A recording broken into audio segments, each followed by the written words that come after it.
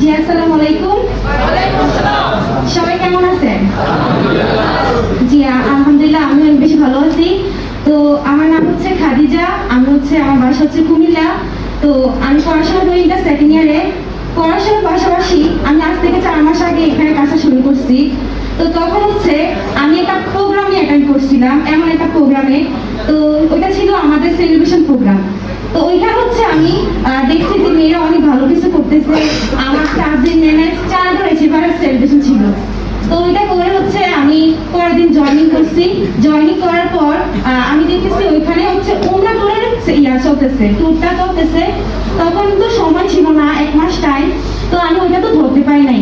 তো পরে যখন অক্টোবর থেকে ডিসেম্বর পর্যন্ত মানুষের সিঙ্গাপুর ট্যুরের ছিল প্রমোশন দিয়েছিল, তখন হচ্ছে আমি 3 মাস ভালো করে কাজ করছি, আমার লিডারদের কথা শুনছি। তখন হচ্ছে আমি মানুষের সিঙ্গাপুর ট্যুরটা অ্যাচিভ করছি, সাথে হচ্ছে সিসিসের র্যাঙ্কটা অ্যাচিভ করছি।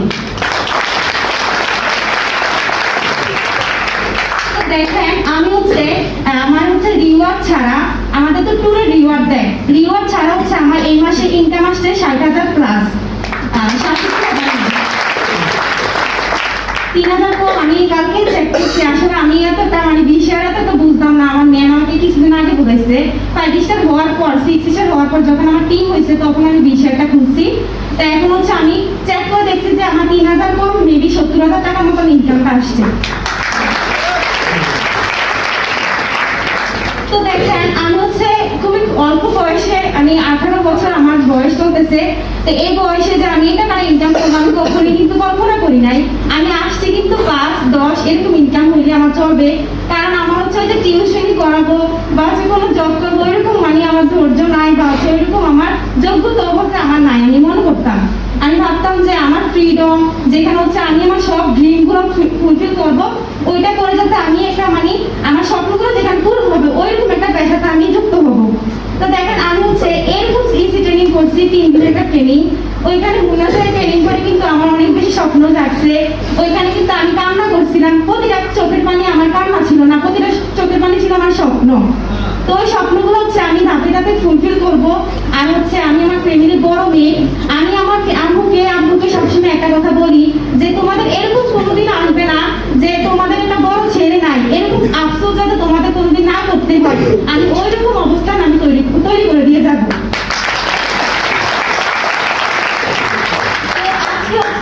এই ফার্স্ট টাইম এরকম একটা প্রোগ্রামে আমাকে সুযোগ করে দিয়েছে শেয়ারিং করার জন্য। আমি খুবই ভাগ্যবান। এমন কি হচ্ছে আমি যে এতগুলো মানুষের সামনে কথা বলতেছি, আমার অনেক বেশি ভালো লাগতেছে। আজকে হচ্ছে আমি এই জায়গায় আসতে পারছি শুধু আমার লিডারদের জন্য, আমার তাজরিন ম্যাম, মুক্তা ম্যাম, তাদের গাইডলাইন, এমনকি আমার যে ডিস্ট্রিবিউটর তাদের পরিশ্রম, এমনকি আমি হচ্ছে তাদের কথাগুলো শুনেই কিন্তু আমি এই জায়গায় আসতে পারছি।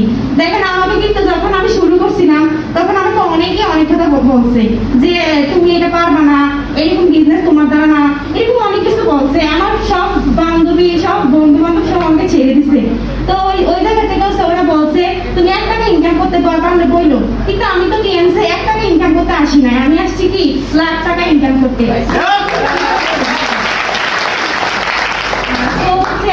আমি বলবো যে আমার মতন যারা মেয়েরা আসো, তো তারা হচ্ছে কাজটা শুরু করো, বিশ্বাস করে কিন্তু যে কোনো একটা কিছু করতে হবে।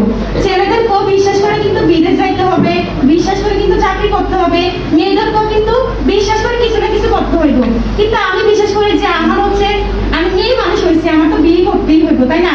তো আমি যদি 2 বছর 3 বছর পর বিয়েও করি তখন কিন্তু আমার ওই যে তার হাতটা যে নিয়ে ওদের এরকম কোনো কিছু থাকবে না। তো মুন্না স্যার এটাই বলছে যে বিয়ের আগে যদি স্বপ্ন হতে পারে তাহলে হচ্ছে হাজবেন্ডের কাছে ভ্যালু থাকবে, হাজবেন্ডের বাসায়ও ভ্যালু থাকবে। তো ওই